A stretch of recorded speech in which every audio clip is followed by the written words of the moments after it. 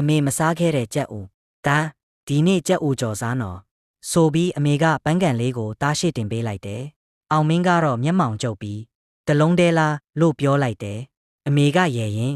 အမေမပိုက်စားသေးဘူးလို့သာပြန်ဖြေခဲ့တယ်နှစ်တွေကြာပြီးတနေ့မှာအောင်မင်းအလောက်ကပြန်လာရင်မိုးရွာနေတဲ့ညတညမှာအိမ်ဟောင်းလေးထဲဝင်လာခဲ့တယ်မိဘိုဘေးကအန်ဆွဲဟောင်းလေးထဲမှာ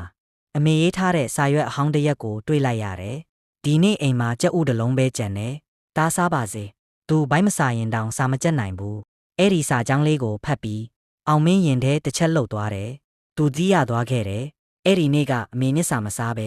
ရေတစ်ခွက်တောက်ပြီးအိတ်သွားတာကိုအခုတော့သူစားခဲ့တဲ့ကြက်ဥတစ်လုံးကအမေရဲ့အစာတနက်ဖြစ်နေခဲ့တာပါအောင်မင်းမျက်ရည်ကျသွားတယ်အမေဒါအခုမှနားလဲတော့တယ်ဒါပေမဲ့အဲ့ဒီစကားကိုကြားပေးမဲ့အမေ